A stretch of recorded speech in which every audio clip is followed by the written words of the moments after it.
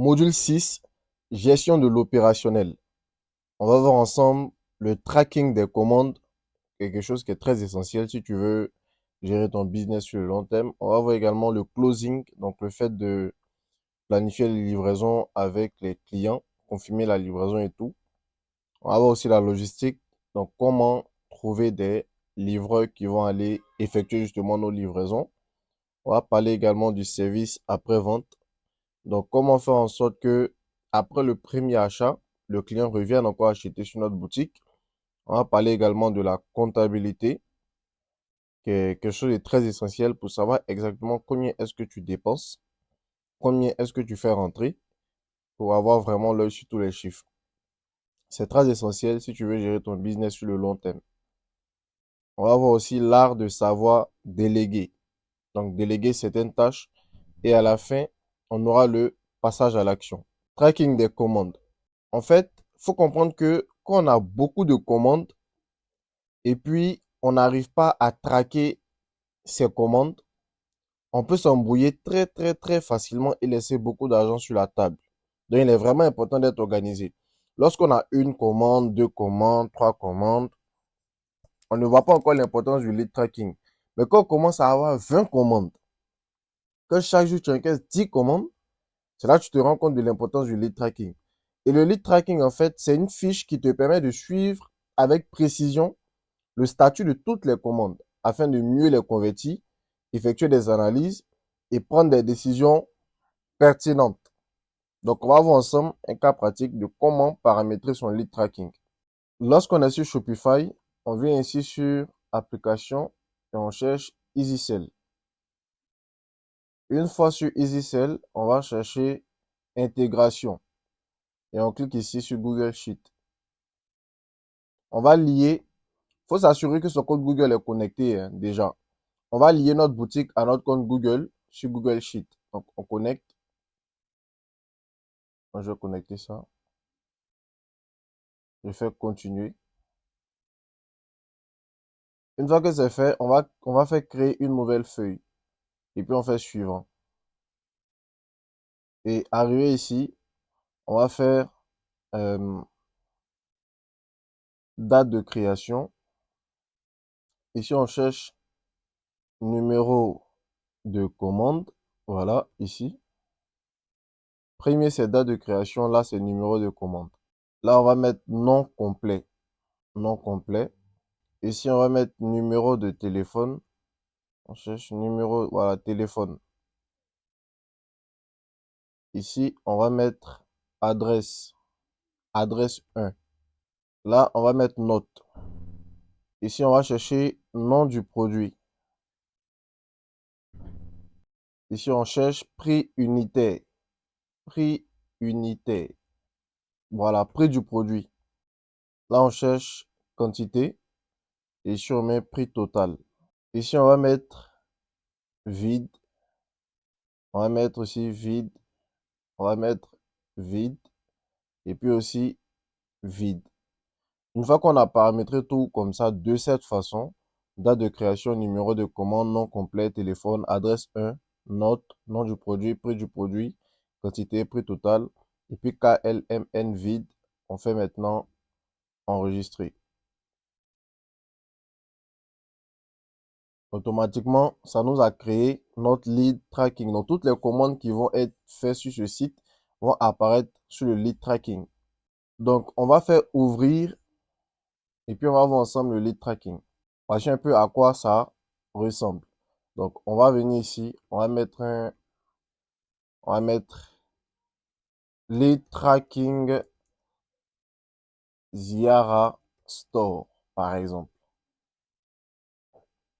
Ici, on va mettre date. Là, numéro de commande. Voilà. Une fois que c'est bon, on va sélectionner, on va cliquer ici, on va mettre en gras. On va agrandir un peu comme ça. Et on va venir ici, on va aligner ça au milieu. On vient là, on revient à la ligne. Et ici, je me suis trompé, voilà. C'est bon. Voilà. Maintenant, on vient là et puis remplir. On va remplir peut-être avec cette couleur. Voilà. Donc, on a fait une préconfiguration. C'est pas terminé. Il y a encore quelques trucs à configurer. Voilà. Donc, une fois qu'on a fait ça, c'est bon. Ce que je fais généralement, c'est que je vais avoir à sélectionner comme ça. Voilà. Jusqu'à 3 cinquièmes commandes. Et puis, je vais sélectionner ici pour agrandir un peu les cases. Voilà. Et quand je vais venir ici, je vais faire la même chose de répartir à la ligne et puis de centrer au milieu. Donc, voici un peu notre lead tracking qui est configuré. On va faire un test. On va faire un test ensemble et on va voir que ça marche effectivement. Donc, je commande. Je vais mettre quelque chose comme ça. Euh, on va mettre, voilà, on va faire acheter. Voilà. Automatiquement, c'est sorti ici. La quantité, le prix total, avec la livraison, le prix unitaire, le nom du produit, la ville. Si j'avais ajouté quelque chose, donc qu'avez-vous à ajouter? Si j'avais ajouté quelque chose, ça allait sortir ici. Voilà, numéro de commande, la date, l'heure exacte et puis le numéro de téléphone, comme c'est ici. Donc, voici un peu comment ça fonctionne. Maintenant, on va faire quelque chose de très, très, très intéressant. C'est là, mais on va bien configurer le lead tracking. Donc, une fois que on est à ce stade-là, on vient ici, on clique sur statut et on cherche données. On clique sur le L, on cherche données. On clique sur données. Il faut vraiment bien suivre cette partie. Validation des données. On fait ajouter une règle. Ici, là où il y a L1, on va mettre ici L2. Donc, quand on a fini de mettre L2, ici, on va mettre A-livré. On va ajouter 5. Voilà. Une fois qu'on a fini de remplir comme ça, A-livré, B-programmé, C, je vous rappelle, D injoignable, E-rejeté, on fait OK. Automatiquement, on va voir ici que c'est sorti là. Voilà. Mais c'est pas encore terminé. On va venir, on va encore sélectionner. On va sélectionner ici. Et puis, on va faire format. Et puis, on va faire mise en forme conditionnelle. Et là, maintenant, on va venir configurer encore autre chose. Donc, ici, on va faire la formule personnalisée est, et puis on va mettre cette formule, et on va mettre la couleur verte. Donc, quand les gens sont livrés, ça va s'afficher ici en vert. On fait OK. On fait un test. Voilà, vous avez vu que ça n'a pas sélectionné tout là, donc ça veut dire qu'il y a quelque chose qui n'a pas encore été, qui a mal été fait. Donc là, on va plutôt mettre ici A1 au lieu de L1 et puis on va faire OK. Voilà. Donc, automatiquement, ça a marché. Du coup, il faudra veiller à ce que ici, ce soit A1. Voilà, tout simplement. Ensuite, on fait OK et puis on fait la même chose. Format, mise en forme conditionnelle. Je vais sélectionner ça. Je fais annuler et puis je viens là, je mets ça. Ensuite, je cherche la formule personnalisée est et bien, je colle. Ici, on va mettre plutôt le jaune. On va faire OK. On va qu'ici, tout sera en jaune. Voilà. On va encore ajouter une règle.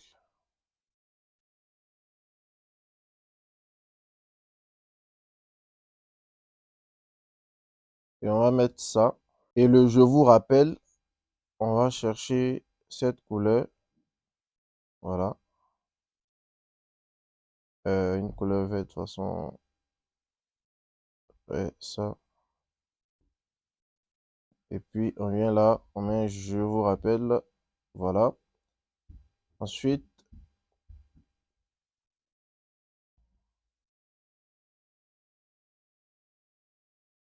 on cherche la formule personnalisée est injoignable. Ici, on va mettre le bleu. Ici, on va mettre le rouge. On fait OK. Du coup, ce qui va se passer, c'est que là, si je fais injoignable, ça sort comme ça. Si je fais rejeter, ça sort comme ça. Donc, voici un peu comment on peut traquer ces commandes. Donc, lorsque on vient sur le lead tracking en fonction des livraisons qu'on a effectuées, on va juste venir mettre ici, programmer, je vous rappelle, en fonction de ce qui s'est passé avec le client lorsqu'on l'a contacté. Maintenant, si on, par exemple, il a dit je vais être livré le vendredi alors qu'on est le lundi, on va venir écrire ici, rappeler le jeudi à 20 heures, par exemple. Voilà. Donc, ça va faire que le soir qu'on vient prendre son lead tracking, on sait qu'il y a tel client qui a commandé, mais il a voulu se faire livrer telle date. Et donc, s'il y a 10 clients de cette façon, on va voir tout ça sur le lead tracking de façon très claire. Voilà. Maintenant, si on a discuté avec le client et il y a un commentaire qu'il a laissé, on peut écrire ça ici, tout simplement. Donc, voici un peu comment on paramètre son lead tracking. Closing. Le closing est l'opération par laquelle le vendeur transforme le prospect en client. Quand les gens viennent commander sur votre boutique, ils sont des prospects, ils ne sont pas encore des clients parce qu'ils n'ont pas encore acheté. Voilà. Vous avez des commandes, vous n'avez pas encore de vente. C'est lorsque vous allez livrer le client et qu'il va donner son argent, c'est là que vous auriez fait une vente. Et c'est là qu'il devient un client. Donc, c'est la conclusion de l'acte d'achat, la finalisation de la vente avec le client. C'est ça qui est le closing. Donc, si tu as 1000 commandes sur ta boutique, mais que tu ne réussis pas ton closing, tu ne livres pas tes clients, tu ne vas pas gagner l'argent que tu vois sur ton dashboard.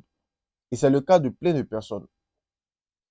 Ici, notre but est de finaliser la vente le plus tôt possible après la commande du client, afin de le livrer le même jour pour toujours profiter de l'impulsivité de l'achat.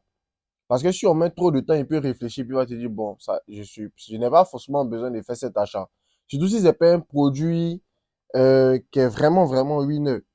Parce que souvent, il y a des produits, c'est juste des accessoires en fait. On n'a pas forcément besoin de ça.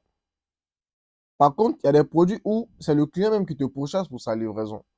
Voilà. Donc, il faut comprendre que c'est une étape cruciale à ne pas négliger, car c'est ce qui différencie ceux qui gagnent vraiment de l'argent de ceux qui ont juste de l'argent sur leur dashboard. Comment ça marche le closing? Il faut appeler les clients afin de confirmer les commandes et programmer les livraisons. Donc, on l'appelle, on lui fait comprendre que vous avez passé une commande sur telle boutique et tout. Il va confirmer oui. OK, est-ce qu'on peut vous livrer à telle date, à la date que vous avez indiquée? Voilà, quand il confirme, et puis maintenant, on transmet ces informations au livreur.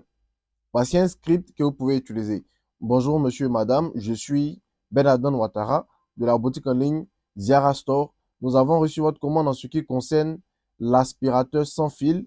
Un de nos livreurs s'apprête déjà à venir vous livrer. Nous vous appelons donc pour recevoir les indications du lieu de livraison avec beaucoup plus de précision, par exemple. Donc ça, c'est un script où quand le gars, il vous écoute, il se rend compte que le livreur est déjà en route, en fait. Le livreur est déjà en route. Donc, automatiquement, il n'a juste qu'à donner l'indication du lieu de livraison. Et s'il n'est pas vraiment disponible pour recevoir, il va vous dire ça concrètement et vous allez remettre sa livraison à la date à laquelle vous aurez convenu avec le client. Donc, l'objectif à cette étape, c'est de livrer le client idéalement le jour même où il a fait l'achat parce qu'il est toujours dans l'impulsivité de l'achat. Sinon, si on ne livre pas aujourd'hui, on fait un effort pour livrer ça le lendemain.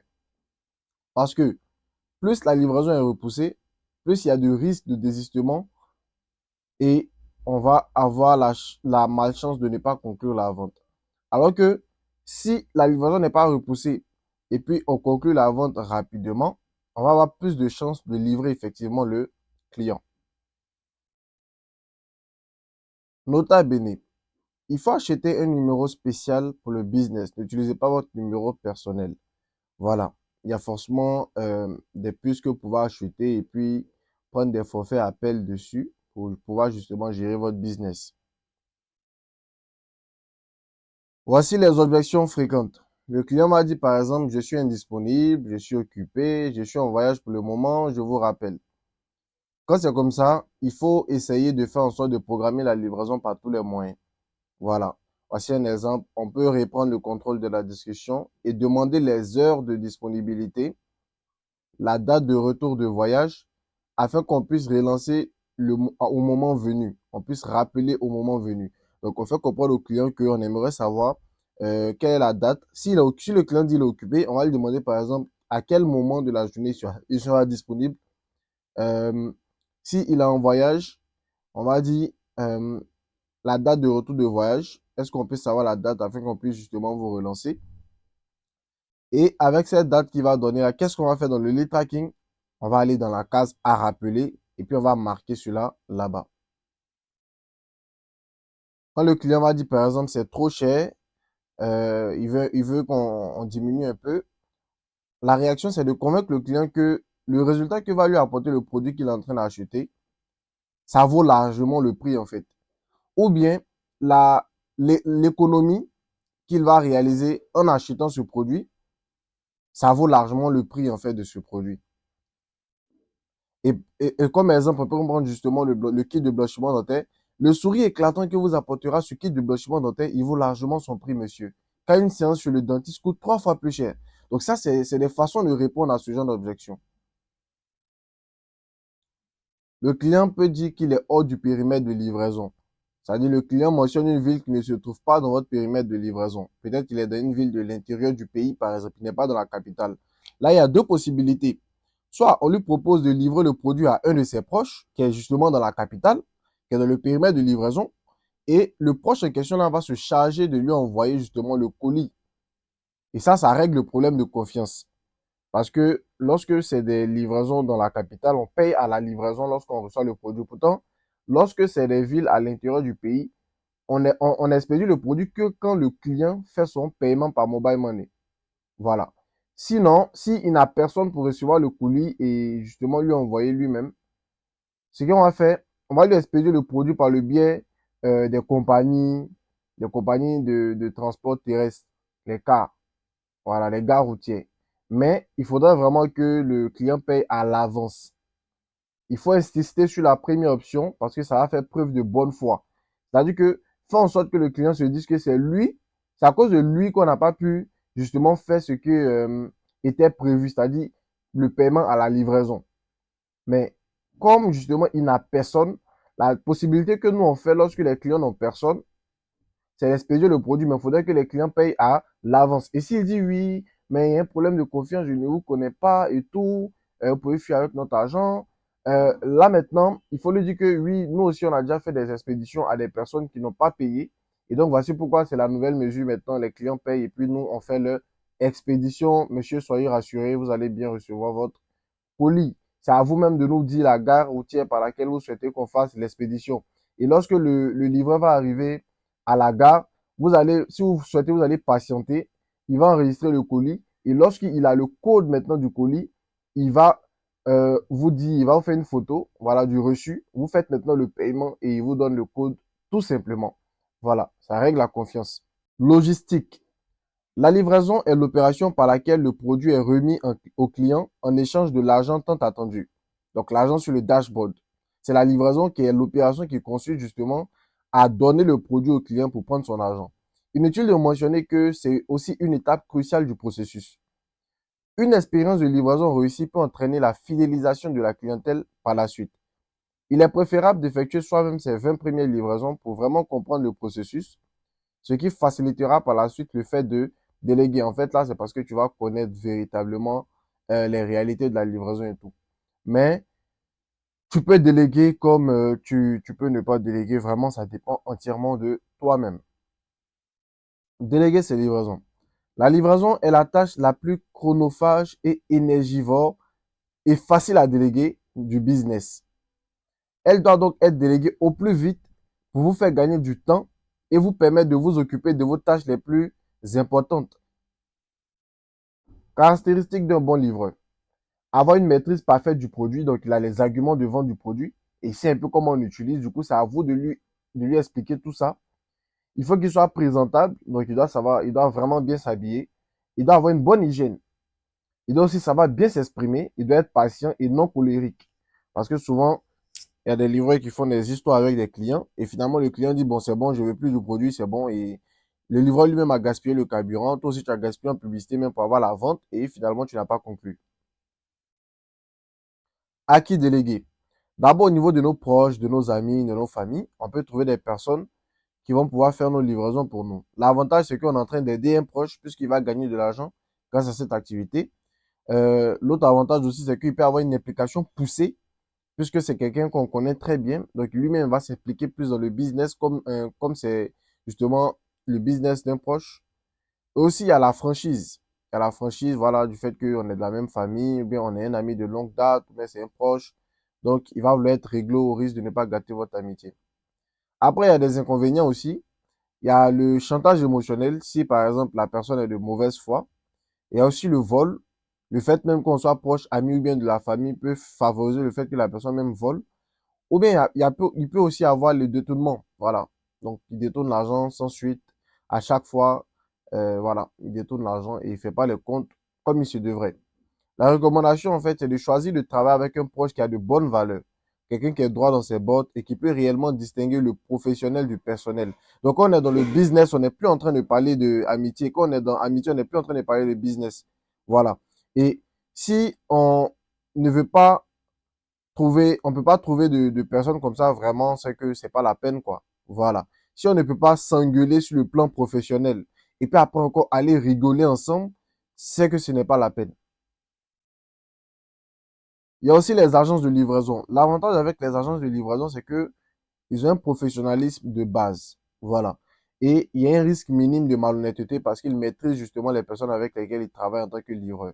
Mais l'inconvénient, c'est que ils ont une surcharge, ils ont beaucoup de commandes. Non pas que toi, ta commande, en fait. Donc, c'est comme si tu as un petit. Souvent, même toi, même, tu as que 5 commandes avec eux. Ils ont des clients qui ont 10, 15 commandes. Donc, tu es minime, en fait. Tu es minime dans leur marché. Donc, il y a une surcharge. Du coup, tu n'es pas traité en priorité. Souvent aussi, il y a la défaillance en situation d'urgence. C'est-à-dire que tu as un client, tu veux le livrer rapidement, mais ils peuvent pas. Ils vont te dire que non, nous, on prend les colis chaque tel jour, chaque tel. Ils ont une procédure, en fait. Voilà. Et justement, ça aussi, c'est un des inconvénients. Ils ont des process longs. Ils vont dire oui, le paiement, on le fait le jour d'après. Pourtant, toi, tu as besoin de ton argent le plus rapidement possible. Peut-être tu dois réinvestir en publicité. Donc, c'est un peu ça souvent aussi les inconvénients avec les agences de livraison. Comme recommandation, c'est qu'à partir de 10 commandes par jour, on va demander à l'agence de nous assigner un livreur personnel. Quand on commence à avoir au moins 10 livraisons par jour, on demande à l'agence de nous donner un livreur personnel avec qui on sera en contact, en fait, directement. On peut aussi avoir un livreur professionnel personnel. L'avantage, c'est qu'il sera professionnel parce que c'est nous-mêmes notre propre livreur et il sera aussi dévoué à 100% puisque c'est notre livreur, il n'a pas d'autre marché que nous. Donc, il va se donner à fond pour pouvoir gérer toutes les livraisons afin que lui il puisse avoir son paiement, en fait. Voilà, ses commissions par livraison. L'inconvénient, c'est peut-être le salaire. Hein. Soit on va payer par commission, soit on va le payer par salaire dans chaque fin de mois. Aussi, l'inconvénient, c'est que, il faut acheter une moto. Voilà. Et aussi, il faut pouvoir entretenir justement cette moto tout simplement. Donc, c'est peut-être là-bas qu'il y aura des charges. Recommandation, dès que vous avez plus de 30 commandes par jour et le capital nécessaire de côté, il est important de passer à un livreur interne. Voilà. Ou bien soit le livreur lui-même, il a une moto et puis vous travaillez ensemble et puis tu fais son paiement tout simplement à la commission. Voici le mode opératoire de la logistique. On peut confier un mini-stock au livreur pour permettre la rapidité des livraisons. Ça veut dire que quand il y a une livraison, tu lui envoies, il a déjà le stock avec lui. Automatiquement, il s'en va livrer. Quand le stock finit, tu le recharges. Voilà. Aussi, il faut enregistrer le template en réponse rapide et envoyer les informations requises au livreur après confirmation du client. Une fois les informations de livraison reçues, le livreur appelle le client pour s'accorder pour la livraison. Le template de réponse rapide, on va voir ça. Ensuite, il sera en point de rendez-vous à l'heure indiquée pour livrer le client.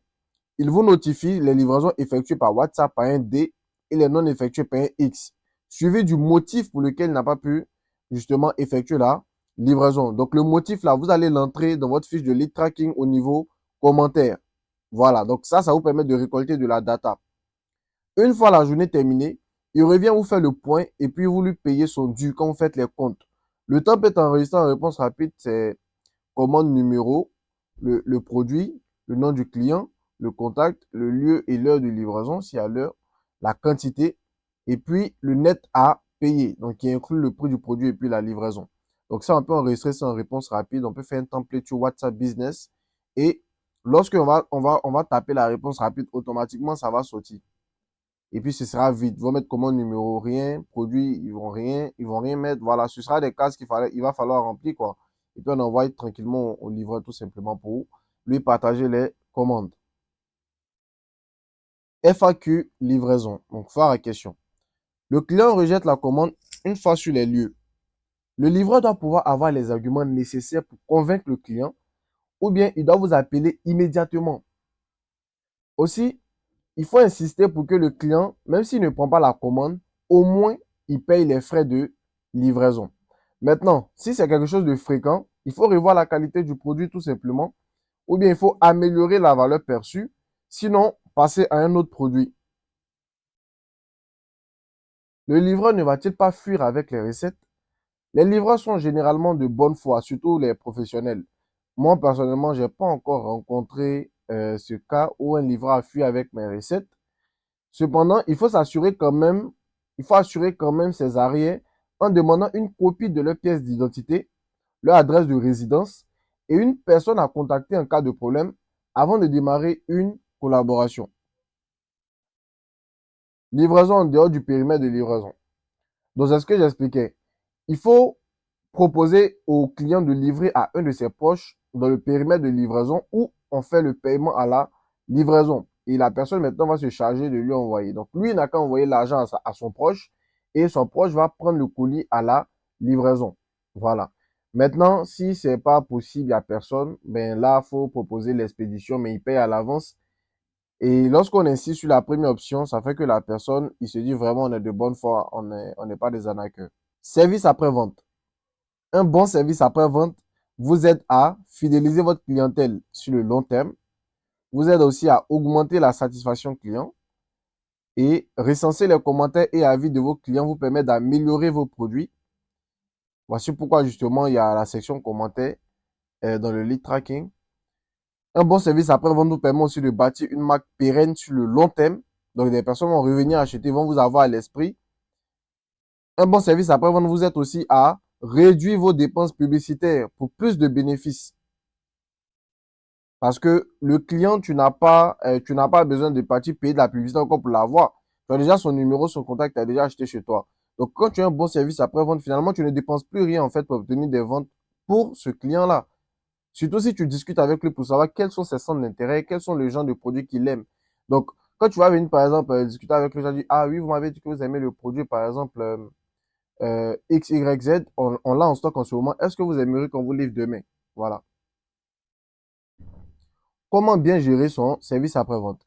Il faut envoyer un message après la livraison au client contenant une notice ou bien un guide d'utilisation, soit c'est un PDF en écrit ou bien soit c'est une vidéo du produit en fait. Voilà. Et ça, par exemple, on peut enregistrer ça en message rapide. Donc, on lui envoie un peu comment utiliser le produit une fois que sa livraison a été effectuée.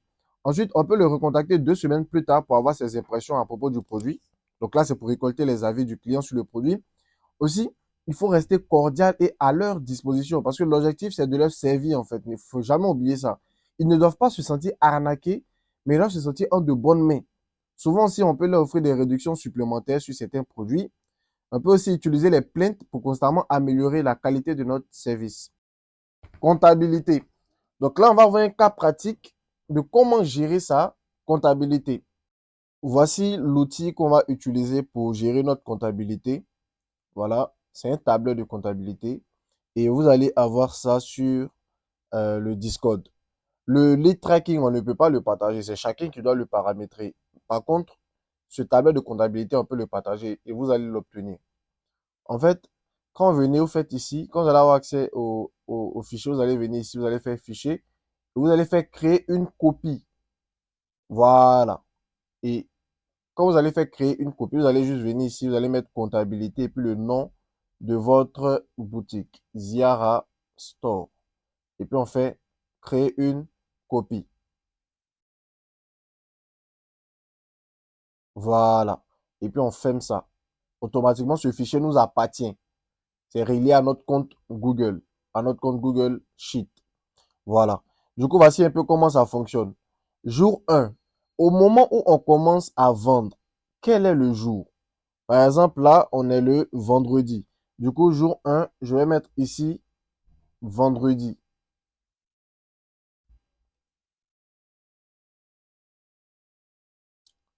Jour 1, vendredi. Et si ici est vendredi, du coup, le jour 2, là, ce sera samedi. Et puis, au fur et à mesure, en fait, samedi.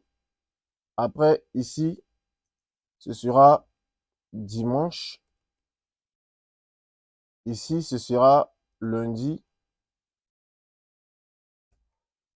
Ici, ce sera mardi. Là, ce sera mercredi. Et ici, ce sera jeudi. Voilà. Du coup, on va faire la même chose. Après, jeudi ici, semaine 2 jours. Un, ce sera vendredi, samedi, dimanche. Voilà, au fur et à mesure. Ou bien, pour ne pas se fatiguer, on peut juste venir là, on sélectionne, on copie. On vient là, on sélectionne, on colle. On vient ici, on sélectionne, on colle. Ici encore, on sélectionne, on colle. Voilà. Du coup, moi, généralement, ce que je fais, c'est que quand je mets les vendredis, je mets les dates, je mets toujours aussi, par exemple, vendredi, c'est le 30, puis je mets 08. Vous voyez, ça me permet vraiment de me retrouver. Voilà. Donc, je vais venir ici, je vais mettre samedi 31 08. Je vais venir ici, je vais mettre. Voici comment moi je fonctionne et je vous recommande de faire pareil. Voilà. Ici, ad spend, c'est quoi? Ad spend, c'est ce que tu as dépensé en publicité. Donc, si j'ai dépensé 5 dollars en publicité le jour là, je vais mettre 5 dollars.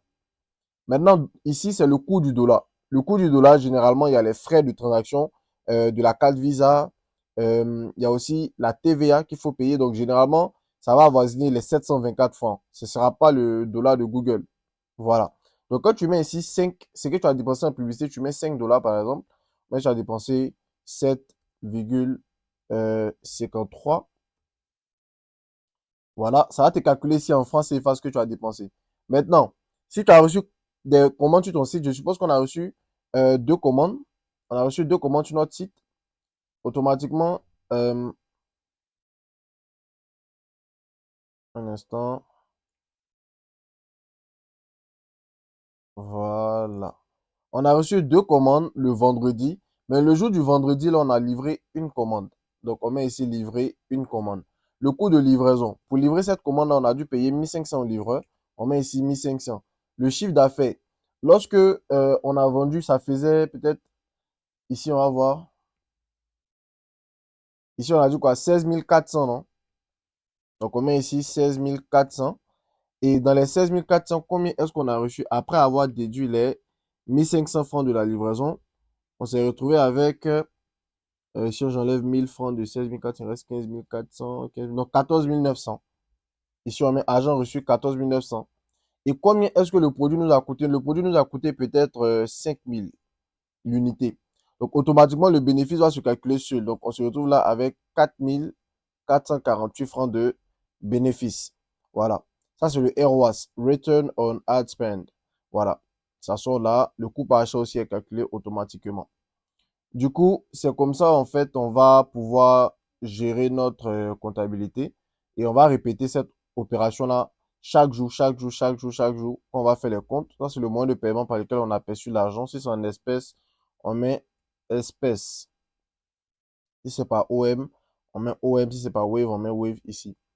Donc, ce qui va se passer, c'est que bilan semaine, ça va calculer de façon automatique et chaque semaine, on va savoir un peu combien est-ce qu'on a pu générer. On va voir les chiffres exacts. Maintenant, la dernière case ici, c'est le taux de livraison. Le taux de livraison, c'est nous-mêmes, on va le calculer. Par exemple, on a 2 commandes et sur 2 commandes, on a livré une seule commande. Du coup, on a un taux de livraison de 50%. Donc, ce qui va se passer, c'est qu'on va venir tout en bas ici, là, et puis on va mettre 50%. Donc, si demain est venu et puis on a fait 3 commandes sur le site et ici on a fait une livraison, ça nous fait combien? Ça nous fait 5 commandes pour 2 livraisons. Donc, on va encore calculer ici et puis on va changer.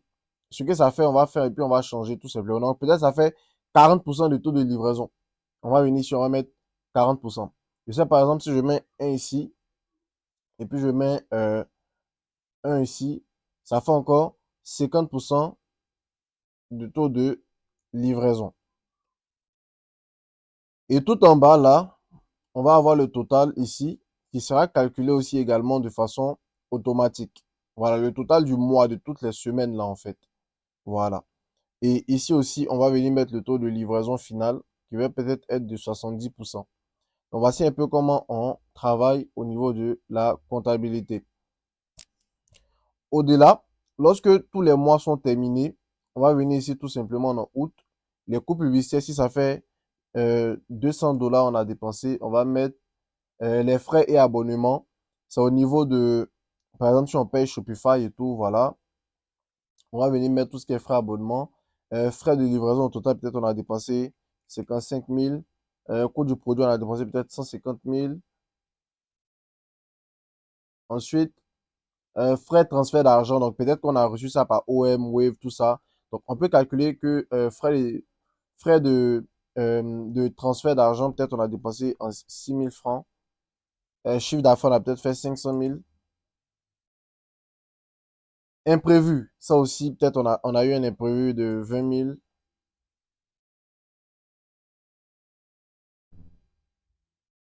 Et donc ici, le bénéfice ne se calcule pas seul, mais à partir de ce coût-là, en fait, de tout ce qu'on a mis ici comme coût, on peut savoir en fait le bénéfice fait combien. Donc je vais mettre un chiffre au hasard, peut-être le bénéfice fait 200 000. Un zéro en trop, voilà, 200 000. Donc août, on sait automatiquement que comme bénéfice, on a eu 200 000.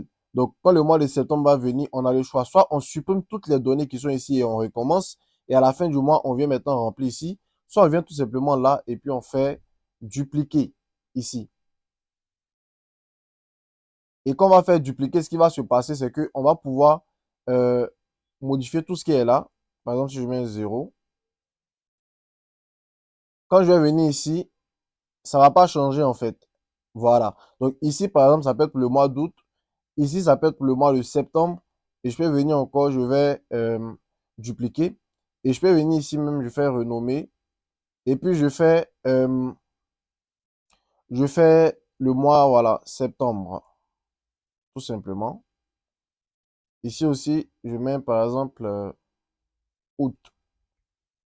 Voilà, pour me retrouver. C'est aussi simple que ça. L'art de savoir déléguer. Pour maximiser vos résultats, il est important pour vous de vous concentrer sur les tâches essentielles et déléguer ce qu'une autre personne peut faire à votre place. Cela vous permet de gagner de l'argent, mais aussi du temps. Et pour ça, je vous recommande de déléguer la gestion de l'opérationnel à notre agence e-commerce qui est dénommée Ecom Propel. Il faut comprendre que Il faut comprendre que Ecom Propel s'occupera de tout le volet opérationnel de votre business à votre place. Donc, que ce soit le closing et le traitement des commandes, donc appelez vos clients et puis gérer justement vos commandes. Que ce soit la livraison du client, donc envoyer un livreur vers le client, que ce soit la gestion de la comptabilité ou bien le service après-vente. Donc, Ecom Propel peut s'occuper de tout ça à votre place. Ce qui fait que on peut être peut-être en Espagne et puis vendre en Côte d'Ivoire à l'intermédiaire de Ecom Propel. Parce que étant, par exemple, en Espagne, en Russie, en Thaïlande, on ne peut pas appeler les clients ici. Donc, il y a une équipe ici qui sera là pour vous. Appelez vos clients, gérez vos commandes. Si les produits, vous les prenez avec un fournisseur, ils vont aller chercher ça chez le fournisseur. Si les produits, vous le faites venir de Chine pour le faire venir en Côte d'Ivoire, ils vont réceptionner justement votre stock. Les avantages que vous gagnez, c'est quoi?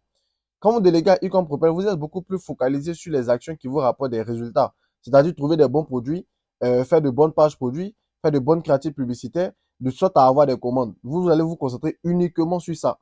Et tout le reste qui est opérationnel sera géré par Ecom Propel. Il y a aussi la liberté géographique, dont vous pouvez quitter le pays où vous vendez. Vous pouvez partir par exemple en France pendant que votre business ici va toujours tourner. Voilà, vous n'êtes pas obligé d'être sur le même territoire pour pouvoir justement faire votre e-commerce. Aussi, il y a un gain de temps, d'énergie et d'argent qui est incroyable parce que appeler les clients, vraiment, ça prend énormément de temps. Gérer des livraisons également, c'est très, très, très énergivore. Alors que quand vous allez déléguer ça, vu que vous avez donné ça à des professionnels, ça va vous permettre même d'améliorer même vos taux de livraison, vos taux de conversion et tout. Il y a aussi la croissance de votre rentabilité parce que vous allez commencer à vendre plusieurs produits. Le fait que vous ne gérez pas l'opérationnel va faire que vous pouvez lancer 3 produits, 4 produits, 5 produits. Vous, votre problème, en fait, c'est d'avoir des commandes sur votre site. C'est tout votre problème qui est là. Avoir des commandes sur votre site. Il y a aussi moins de stress parce que vous n'aurez pas à gérer plusieurs choses à la fois. Vraiment, il y a beaucoup, beaucoup d'avantages à déléguer à Ecom Propel. Et lorsque vous pensez que vous êtes au niveau où vous devez déléguer, n'hésitez même pas à le faire. Passage à l'action, module 6. À la fin du module 6, gestion de l'opérationnel, tu dois absolument configurer ton lead tracking. Ça, c'est obligé. Configurer ton lead tracking Et aussi, tu dois dupliquer ton modèle de comptabilité et puis commencer à travailler avec.